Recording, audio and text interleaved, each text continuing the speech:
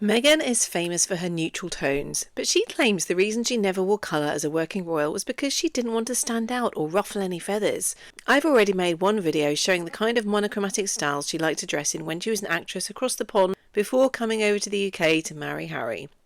So, as I said, I sort of figured that everyone would know that Meghan was not telling the truth about this, because I was like, I swear I've seen footage of her, you know, in her suits days, so prior to the royals, where she's talking about how she loves neutral tones. Really great comfy trousers, simple top, again the black blazer, something like that. This is one of my favorites, this Burberry with a little flounce. And then we have the scene in the Netflix series where she claimed that like once they were like on their way out, she was dressing in rainbow colours. But I don't think that's particular style. I don't think she really likes rainbow colours at all. I think she much prefers the creams, beige, taupe, maybe some black and white, but that's definitely her palette.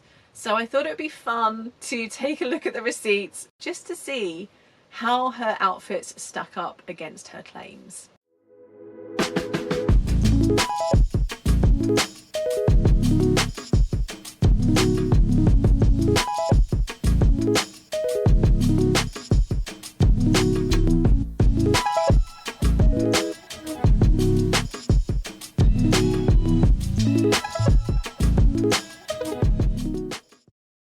And I forgot to say, I'm Rosie Blythe. I'm the author of the Princess Guide to Life book series, which you may enjoy. Anyway, on with the video.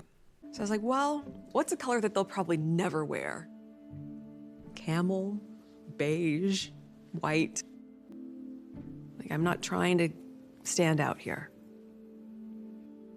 There's no version of me joining this family and trying to not do everything I could to fit in. I don't want to embarrass the family. It's interesting that she says this because by wearing beige, she's actually not fitting in with the family ethos of wearing mostly bright colours. The Queen famously told her biographer Robert Hardman, "I can never wear beige because no one will know who I am."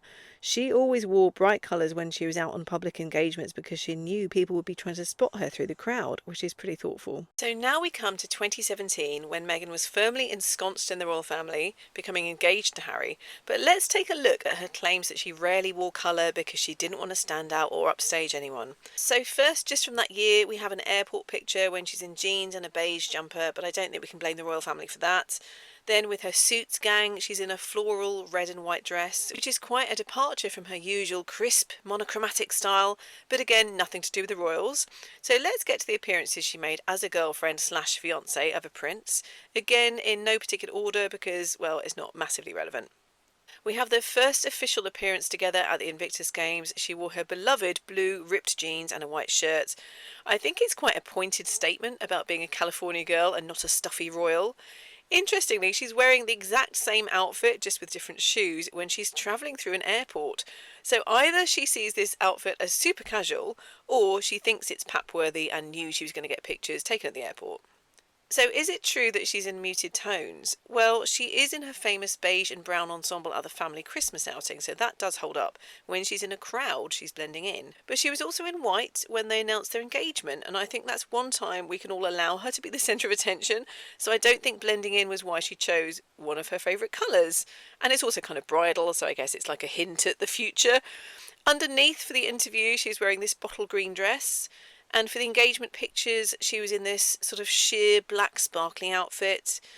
Now, to be fair, she was in a navy coat and evidently a beige skirt on this walkabout with Harry. But why would you need to blend in when it's just the two of you? I think for an engagement like this, she'd have been better off taking a leaf out of the late Queen's book and going for something really bright so people could spot her through the crowd. We've also got a bright green floral dress for the Invictus Games reception. We have a maroon dress and matching leather jacket, which she also wore during Invictus. And at the closing ceremony, she did wear some dark clothes under a white coat. Does that count as wearing white to blend in? I don't know. The same year of 2017, she's not on a royal engagement, but she did get photographed. And guess what colour she's wearing? Her tried and tested favourites, black and grey. Now in 2018, we have the big royal wedding. Luckily, we know she likes white. Let's start with Royal Ascot. She's in white again, but it's worth noting that basically everyone else is also in very pale shades. She's sitting next to Sophie, who's in very pale pink. Camilla and Anne are in cream. Beatrice is in pale blue and Eugenie is in white. It might also be worth noting that Catherine was absent for this year due to her maternity leave, but the previous year in 2017 she'd worn white. So it was definitely a safe bet for Meghan to wear this colour and fit in, but it also wasn't as if no one else was going to be in a similar palette. Then we have the fly past, and Meghan is on the balcony next to the Queen, who's in blue. And Meghan is in either black or very, very, very, very, very dark blue, as Father Ted would say. But strangely, when you look at the group shot, she actually does stand out, being in a much darker colour than everyone else. At Wimbledon, she's in her favourite blue and white striped shirt, while Catherine is in a polka dot dress. I actually think the contrast of patterns here is very complementary. They look good together.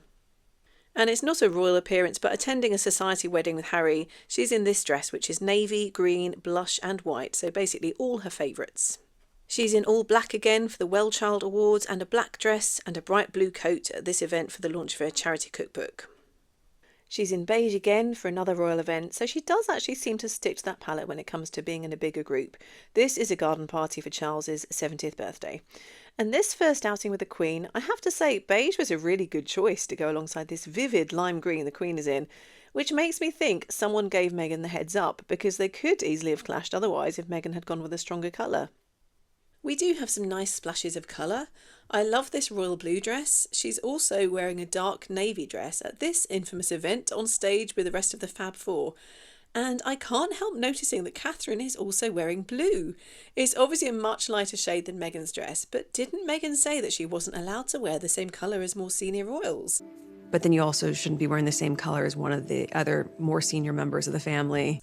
So it's pretty interesting that she did wear blue when Catherine did, almost as if she wanted to make a point. But the relationship between these two will have to be a whole other video, so watch this space. I do quite like this black dress that she wore on her first solo engagement, and she wore black again to show off her baby bump. Speaking of which, they announced her first pregnancy on their tour around Australia and Fiji and all those places, where she wore quite a few colourful outfits, like this floral dress. Not her best look, I must say. Same goes for this stripy dress. In fact, she wears 3 different dresses which are striped with white and brown or black stripes. Then there's this bright red dress which caught some headlines about the tag being still attached. Then this gorgeous blue dress, that's a great colour on her and a really flattering shape. So getting pretty colourful out there. There's also this lovely navy dress, and she's coordinating well with Harry here, so a lot of thought has gone into this wardrobe. She does also lean into the beige during her first pregnancy, although she's just with Harry, so arguably maybe this is where she felt like camouflaging herself. This white and tan combination does look good with her colouring, I have to say. And this looks like the same exact outfit but with a more beigey dress. She changes up the look with a black dress underneath. Then she went with this white blazer dress, and I absolutely love this white dress, it's gorgeous. And I also love this bright blue shirt dress, so this tour was a really great fashion show. We also have these 2 black dresses, which are quite similar. The only way I could be sure they were on different occasions was down to her wearing different shoes. Now, we do have some examples of her wearing beige when she's with the royal family, so I think actually there is a grain of truth in her saying she did wear that to avoid standing out or clashing, but it's just categorically not true that she rarely wore colour, as she claimed. Here she is in a blush pink dress for trooping the colour. It's interesting that the Queen, Camilla and Catherine are all in shades of blue while Meghan is in pink. Obviously she didn't mind standing out there. I do wonder if they had a set colour palette to choose from, because the kids all seem to be in pink or blue while the men are in their uniforms. I'd love to know how the outfits are really planned and chosen. Then we have another event with the Queen. Again, Meghan is in a pinky beige and the Queen is a bit more vivid. So again, I think Meghan made the right choice on this occasion. Then, of course, we have baby Louis's christening, where it seems that the dress code was blue and cream, because everyone is in those colours except Meghan, who is in olive green. And this is a really odd choice, because even if we say no, there was no such dress code, they all just coincidentally wore those colours, you'd think she would have chosen a dress that went better with Harry's suit, or he would have chosen a suit that went better with her dress, because these two don't coordinate at all. With an olive green dress, he'd have looked fine in a grey or beige suit, but navy with a light blue tie? No. So it's not even as if we could argue that they kept the dress code secret from Meghan to be mean, because Harry was clearly matching the others. It seems that Meghan actually doesn't mind standing out in the crowd in the royal family, even if she's wearing a muted tone to do so. And strangely enough, she also did this at the Commonwealth Day service. She's in white and the rest of the family are in dark colours. In fact, they all seem to be navy apart from the Queen. Coincidence? Then we have this look where she and Harry are very coordinated in navy and white, and it's Harry who's got a little bit of beige. Then we have another navy dress, and I do love this grey dress. It's a really flattering fabric. She continues the pencil skirt look with this bottle green outfit, which she teamed with a beige coat, of course. So we have a lot of black outfits, which was not one of the colours Meghan claimed she wore so much of, but it is one of her long-term go-to colours. This was the Christmas walk. I told you I wasn't going to go in chronological order. Catherine's the one who stands out here in red. Then we've got this nice little pencil dress. I'm not so keen on this one. It's a bit tent-like, but you can see it's coordinating nicely with Harry's uniform. Same goes for this white stripy dress and Harry's outfit. They look like they've planned the look quite carefully. She's got a black blazer to go with it, and she also loves a white blazer. I do agree these colours are super versatile. These are actually different occasions, as you can tell, because in the second picture she's actually wearing a turtleneck. Then again, on their tour, she wore several really pretty white dresses, and I think this black and white Oscar de la Renta dress is beautiful. Then we have another black and white outfit, and then one more teamed with a grey blazer. She's in all black or dark navy for various Remembrance Day events, and she continues to wear really dark colours quite often. This dress looks black to me, but I'm reliably informed it's actually dark green. Then she's in a slightly lighter shade in this blazer dress. She wore this lovely navy caped dress for a couple of different occasions. She's also here stepping out in jeans and a navy blazer, jeans and a grey coat, and then a bit more vibrant in a tartan coat. And finally, some even more colourful outfits. She wears burgundy a few times. We then have some green, some royal blue, this bright yellow. I swear she dressed more like a rainbow in her years as a royal than ever before or since. But we're going to put that to the test. So for the first part of 2019, she was showing off a baby bump, and she does wear quite a lot of the beigey neutrals that she loves. I do actually really like this silvery goldy dress that she's wearing with a white coat. This next one is kind of blah, it's just a beige dress and a beige coat and beige shoes. Then this next outfit is very royal, but again, I find it kind of boring. A white or cream pattern dress and white coat. Then this dress is obviously quite different, but I feel like it's very much on the same theme. And this is with a black blazer. Then we just reverse that with a black dress and a white jacket. She really just isn't super imaginative in her use of colour. The most unusual combination I've seen her in is this red and purple outfit, which appears to be a direct copy of something Princess Diana once wore. I will be doing a video on all the times royals have cloned Diana at some point in the future, because it's not just Meghan. I mean, it's mostly Meghan, but yeah, there are others. And for someone who rarely wore colour, she does wear quite a lot of bright shades. We have the purple dress again, I think it's the same one or very similar. Then we have this green dress and coat, and a sparkly blue evening dress, and then a navy coat and dress for trooping the colour. Again, this is when everyone else is in light colours, so Meghan does stand out. And it wouldn't be Meghan if she wasn't in black at least some of the time. She headed off to her baby shower in these black trousers and a coat which is either black or maybe dark green. And of course then a beige coat, even though the royal family are nowhere in sight. Strange. Then finally for the party itself she wore a navy polka dot dress. She wore white to present Archie to the world and at his christening, which is a pretty bold move considering all the mess involved with birth and babies. We have this black and white dress, and we have some more bright colours. This lovely denim dress and the blue dress we've seen before. These two styles are pretty similar. And this green dress, I think this is the same one she wore for her engagement interview. I do actually like this little ensemble she's wearing at Wimbledon. The white blazer has just a light stripe to it, and I like the matching hat. She's in white again with a navy and cream skirt, very summery, and she actually kind of coordinates with Pippa Middleton, who's in the background. Then we have a cream shirt dress, and then various black outfits for quite a few different appearances, including the Lion King premiere and some remembrance services. And of course the infamous shot of her walking with baby Archie. She's just dressed in dark colours here. I also have this light beige dress she wore on tour. Then this dress, which I'm not sure if I describe it as sort of olive or khaki green. And I don't know if I love or hate this dress. It's very tent-like, but then it is a maternity style, so I'll allow that. It's a very pretty colour, and I know Meghan says she likes to dress monochromatically. I try to dress monochromatically.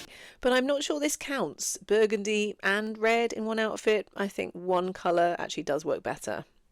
So finally, we have this early part of 2020 when they knew they were on their way out.